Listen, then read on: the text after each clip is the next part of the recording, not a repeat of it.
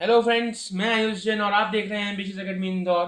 And इस video में हम 2019-20 का इंफॉर्मेशन टेक्नोलॉजी 402 का जो एग्ज़ाम पेपर था उसका डिस्कशन हम कंटिन्यू करने वाले हैं। लास्ट वीडियो में हमने 37th एंड 39th क्वेश्चन जो था वो हमने छोड़ दिया था क्योंकि that was on the basis of practical. तो मैंने सोचा था कि मैं आपको प्रैक्टिकल करके दिखाऊंगा, तो दिस इज द वीडियो जिसमें हम इसका प्रैक्टिकल देखने वाले हैं, question number 37 and question number 39 का।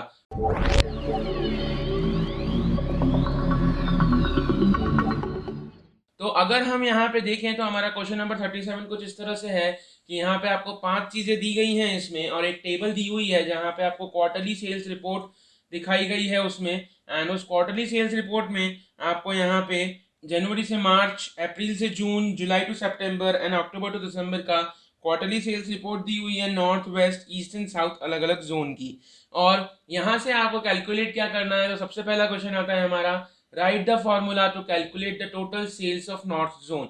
मतलब नॉर्थ जोन की हमें टोटल सेल काउंट करनी है, तो उसके लिए आप क्या फॉर्मूला यूज करोगे। तो मल्टीपल फॉर्मूला है जहाँ पे आप जो फॉर्मूला आप अपने अकॉर्डिंगली आपको जो वहाँ पे लगाने के लिए याद आ जाए आप वो फॉर्मूला वहाँ पे यूज कर सकते हैं। तो मैं यहाँ पे आपको फॉर्मूला यूज करके बताता हूँ, तो फटाफट से देखते हैं। यहाँ पे अगर हम देखें तो ये टोटल का कॉलम है हमारे पास। इस टोटल के कॉलम में हमें फॉर्मूला लिखना है, दैट मीन्स F3 के अंदर फॉर्मूला लिखना है। तो हम वहाँ आंसर शीट में लिखेंगे we will write the formula in the F3 cell. और F3 सेल के अंदर हम फॉर्मूला लिखते हैं, हमेशा कोई भी फॉर्मूला लिखते हैं तो आपको इक्वल्स टू लगाना जरूरी है। तो हम सबसे पहले इक्वल्स टू लगाएंगे। इक्वल्स टू लगाने के बाद आपको एक फॉर्मूला है, मैथ फंक्शन है आपके पास सम का, आप उसको यूज कर सकते हो। मैं अगर लिखता हूँ सम, तो मेरे पास यहाँ पे आ गया है ये सम, और मैं फिर पैरेंथेसिस लगाऊंगा। पैरेंथेसिस लगाने के बाद ओपन किया तो यहाँ पे आपको वो पूछता है कि किस किस का सम करना है। तो हम यहाँ पे देखते हैं मेरे पास ये B3 है, और B3 से लेकर E3 तक जितने भी हैं सेल उन सबको ऐड करना है। तो मैं सिंपल क्या कर सकता हूँ, B3 लिखूंगा, कोलन लगाऊंगा एंड E3 लिख दूंगा। इसका क्या मतलब हुआ कि B3 से लेकर E3 तक जितने भी सेल हैं उनको प्लस कर दो। तो पैरेंथेसिस क्लोज करेंगे, एंटर मारेंगे, तो मुझे यहाँ पे एडिशन दिख चुका है 1610। तो इस तरह से आप सम कर सकते हैं। दूसरा तरीका अगर हम देखना चाहें तो दूसरा तरीका भी है। हम क्या करेंगे, इसको यहाँ पे मैंने डिलीट कर दिया और इक्वल्स टू लगा के यहाँ पे मैंने वापस से सम का फॉर्मूला लगाऊंगा। सम का फॉर्मूले के लिए मैंने फिर पैरेंथेसिस ओपन किया। पैरेंथेसिस ओपन करने के बाद आप यहाँ देखेंगे तो मैं B3 comma D3 comma C3 comma E3 इस तरह से सारे सेल के नाम लिख दिए, पैरेंथेसिस क्लोज कर दिया, एंटर कर दिया, तो भी मुझे यहाँ पे सम मिल चुका है। तो दिस इज हाउ आप कर सकते हो। और अगर आप सम का फंक्शन आपको याद नहीं आ रहा है उस टाइम पे कि हम कैसे लगाते हैं, कोई गड़बड़ ना हो जाए, आपको डाउट हो, डाउटफुल केस में हम कभी भी रिस्क नहीं लेना चाहिए, आपको जो याद आए वो लिखना चाहिए। तो हम सिंपल वे में क्या कर सकते हैं कि मैं इक्वल्स टू लगाऊंगा, ब्रैकेट लगाऊंगा, ब्रैकेट के अंदर लिखूंगा B3 plus D3 plus C3 plus E3। तो मैंने यहाँ पे ये चारों लिख दिए, पैरेंथेसिस क्लोज कर दिया। मैंने यहाँ पे मैन्युअली लिखा है हर सेल का नाम और बीच में प्लस का आइकन। तो अगर आपको किसी भी चीज का फॉर्मूला या फंक्शन याद नहीं आ रहा हो तो आप इस तरह से अपना फॉर्मूला खुद बना के भी आंसर लिख सकते हैं। मैं एंटर करूंगा तो यू गॉट द आंसर 1610। तो इस तरह से मल्टीपल फॉर्मूलेज यूज करके आप इस क्वेश्चन को कर सकते हैं। नेक्स्ट अगर हम देखें तो बी वाला पार्ट जो आता है वो आता है write the feature used for arranging the sales from lowest to highest. जो सेल्स है उसको अरेंज करने के लिए, अगर हम अरेंज करना चाहते हैं लोएस्ट टू हाईएस्ट तो वो कैसे होगा, तो उसके लिए हमने पढ़ा है सॉर्ट और सॉर्टिंग फीचर जो आता है, वो सॉर्ट एंड सॉर्टिंग फीचर आपको यहाँ पे दिखेगा। तो उस सॉर्ट एंड सॉर्टिंग फीचर से आप यहाँ पे हर डेटा को आसानी से अरेंज कर सकते हैं। अब आपको क्या करना है, to find the maximum sales in east zone. जो मेरा ईस्ट जोन है, इस ईस्ट जोन में मुझे मैक्सिमम वैल्यू निकालनी है, मैक्सिमम सेल्स निकालनी है। तो वो मैं निकालूंगा कैसे, तो हम देखते हैं ईस्ट जोन में फॉर्मूला लगाते हैं आके। मैं यहाँ पे इक्वल्स टू लगाता हूँ, अगर टोटल की जगह पे भी लगाऊंगा तो कोई प्रॉब्लम नहीं है, हमें टोटल तो नहीं करना है, लेकिन हाँ अभी के लिए मैं आपको दिखाने के लिए बता रहा हूँ। यहाँ पे इक्वल्स टू लगाया एंड मैक्स नाम का फंक्शन होता है जो हमें मैक्सिमम वैल्यू देता है। तो मैक्स नाम के फंक्शन को हमने लगाया, पैरेंथेसिस लगाया, और यहाँ पे देखा लिखा हमने B5 से लेकर आप मुझे सम करके दो, मतलब मैक्सिमम निकाल के दो, कहाँ तक के लिए, E5 तक के लिए। मतलब ये चार वैल्यूज मैंने दी इसको, और इन चारों वैल्यूज में मैक्सिमम कौन है वो बताओ। तो मैं एंटर करता हूँ तो मुझे यहाँ पे 400 मिल गई, जो कि जनवरी टू मार्च की सेल्स है। That is the maximum value. इस तरह से हम मैक्सिमम वैल्यू इसकी निकाल सकते हैं। आप ये फॉर्मूला कहीं पर भी किसी भी सेल में रख के निकाल सकते हो। मैं चाहूँ तो यहाँ पे भी लिख सकता हूँ, यहाँ पे भी लिख सकता हूँ, यहाँ पे भी लिख सकता हूँ, डजेंट मैटर। जो मैटर करता है वो ये है कि आपका सेल का नंबर प्रॉपर होना चाहिए। जैसे मुझे यहाँ पे B5 से लेकर E5 तक चाहिए था तो मैंने वही लिखा। अगर मैं कुछ और लिखता तो वो कहीं और के डेटा में से मैक्सिमम वैल्यू दे देता, लेकिन मुझे ईस्ट जोन चाहिए था, इसलिए मैं ये फॉर्मूला लिखा था मैंने।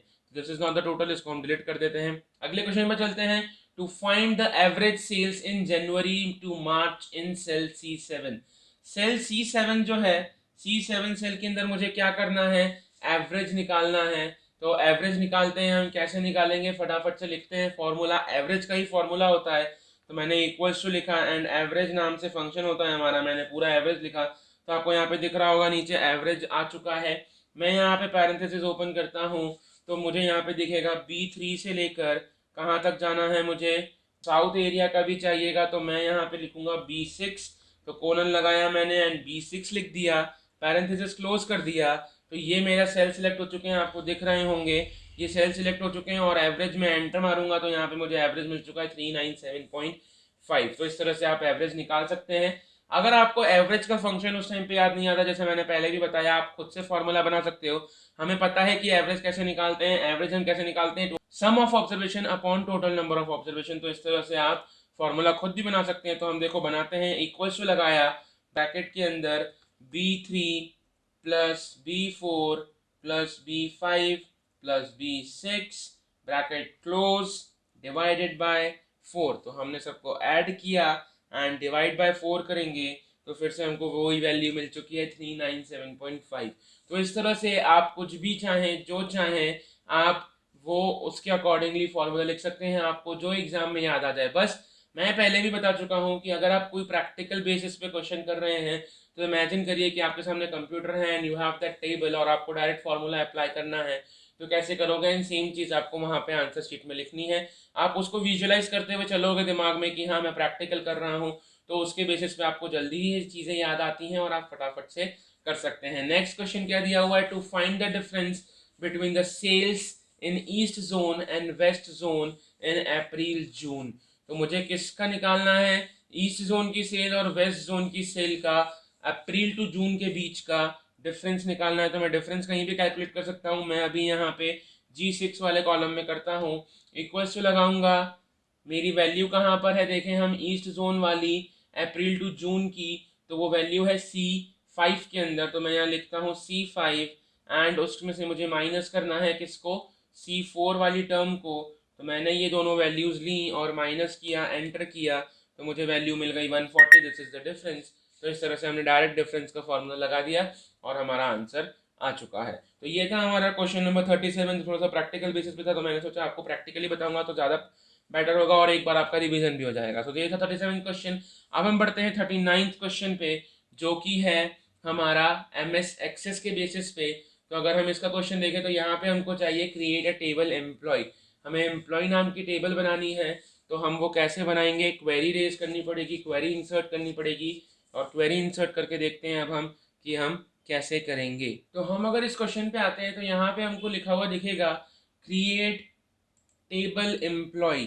मतलब क्या हुआ इसका, कि मुझे एम्प्लॉय नाम की टेबल जो है वो बनानी है, जहाँ पे एम्प्लॉय आईडी कैरेक्टर फॉर्मेट की होगी 4, एम्प्लॉय नेम वैरकेर कैरेक्टर का होगा 15, डिजाइन वैरकेर की होगी 15 एंड सैलरी जो होगी वो डेसिमल सिस्टम में होगी, डेसिमल डेटा टाइप में होगी। तो इसको हम किस तरह से करते हैं तो देखते हैं फटाफट से। मैं यहाँ पे जाता हूँ क्रिएट में, क्रिएट में जाके मैं गया क्वेरी डिज़ाइन में। तो क्वेरी डिज़ाइन के लिए मेरी ये क्वेरी ओपन होती है और मैं यहाँ पे राइट क्लिक करके जाता हूँ सीधे फटाफट से SQL व्यू में। ये हम पूरा प्रैक्टिकल इसकी वीडियो में बना चुका हूँ क्वेरी के बेसिस पे। तो अगर आपने वीडियो नहीं देखी है तो डिस्क्रिप्शन में लिंक है डेटाबेस डेवलपमेंट वाले पूरी प्लेलिस्ट का, आप वहाँ पे जाके ये देख सकते हैं। हम फटाफट से कंटिन्यू करते हैं। क्वेरी यहाँ पे मुझे बनानी है, तो सीधी सी बात है, मुझे यहाँ पे टेबल क्रिएट करने के लिए बोला गया है, तो मैं क्रिएट स्टेटमेंट का यूज करूंगा। तो फटाफट से मैं लिखता हूँ क्रिएट, क्या करना है मुझे, टेबल क्रिएट करना है। तो हम लिखेंगे क्रिएट टेबल। किस नाम से टेबल क्रिएट करनी है, तो एम्प्लॉय नाम से करनी है, जो कि हमें क्वेश्चन में गिवन था। तो हम वही लिखेंगे जो क्वेश्चन में गिवन है। क्रिएट टेबल एम्प्लॉय मैंने लिख दिया। फिर मुझे लगाना है यहाँ पे curly bracket, and curly bracket के बाद मुझे यहाँ पे लिखना है कि उसके अंदर क्या क्या चीज़ें आएंगी। तो मैं सबसे पहले लिखता हूँ, मुझे क्वेश्चन में लिखा था EMPID, एम्प्लॉय आईडी किस टाइप की होगी ये, तो ये होगी कैरेक्टर टाइप की, एंड इसके अंदर वैल्यू जाएगी 4 की, क्योंकि मुझे यहाँ पे क्वेश्चन में गिवन है। फिर मैं लगाता हूँ कॉमा, कॉमा लगा के नेक्स्ट टेबल का नाम लिखता हूँ, फील्ड का नाम लिखता हूँ EMPNAME, एम्प्लॉय नेम, इसका डेटा टाइप लिखते हैं हम, तो ये है varchar, एंड इसका हमें इनपुट देना है टोटल 15 कैरेक्टर्स का, तो हमने ये भी दे दिया, एंड ब्रैकेट हमने यहाँ पे क्लोज कर दिया।